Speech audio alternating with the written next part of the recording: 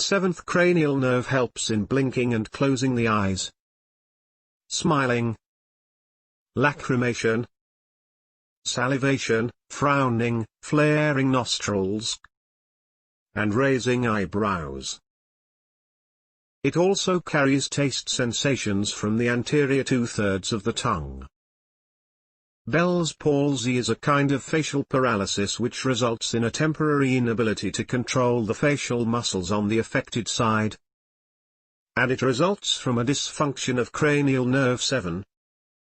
The condition normally gets better by itself, with most of patients achieving normal or near normal function. Bell's palsy is the most common cause of one-sided facial nerve paralysis. It most commonly occurs in people between ages 15 and 60 years. The cause of Bell's palsy is unknown.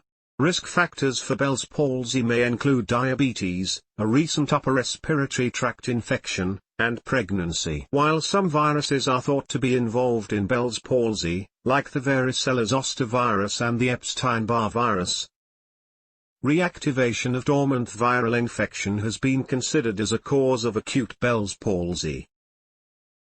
While this reactivation could be triggered by trauma, environmental factors or emotional disorders, it is believed that in Bell's palsy, as a result of inflammation of the facial nerve, pressure is produced on the nerve where it exits the skull within its bony canal called as stylomastoid foramen. As a result of this, transmission of neural signals does not occur.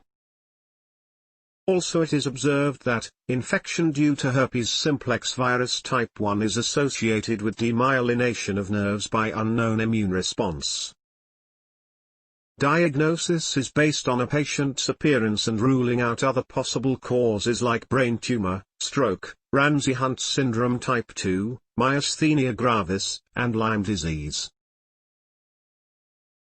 Once the facial paralysis develops, junior doctors may mistake it as a symptom of a stroke. However, there are a few differences. Remember, in stroke a few additional symptoms are observed, such as numbness or weakness in the arms and legs.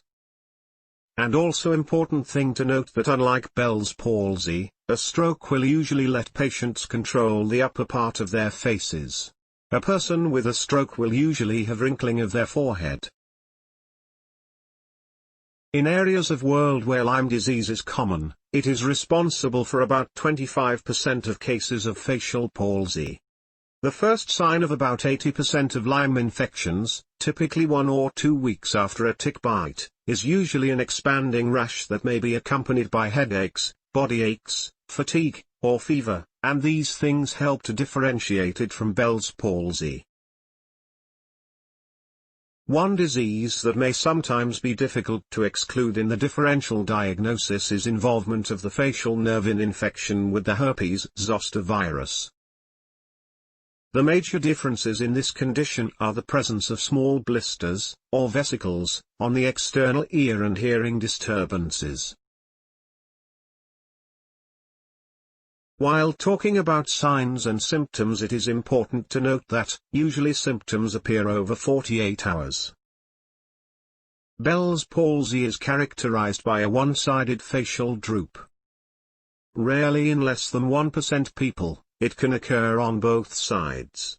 In Bell's palsy, symptoms may vary from mild to severe.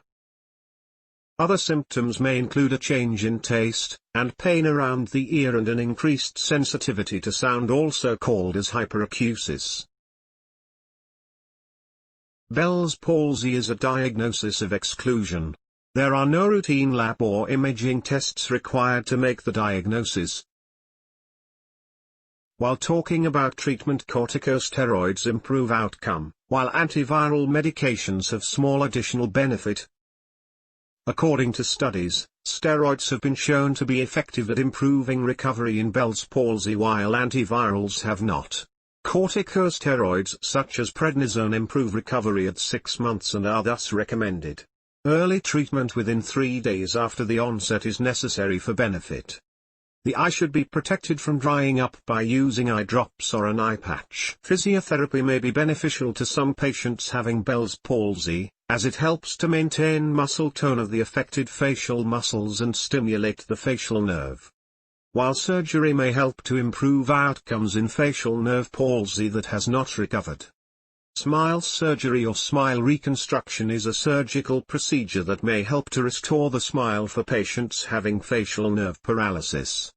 About prognosis: most people with Bell's palsy start to regain normal facial function within 3 weeks, and even those who do not receive treatment with complete recovery usually within 6 months. Although a few cases may not recover completely. Thanks for watching. Like and subscribe our channel for next coming videos.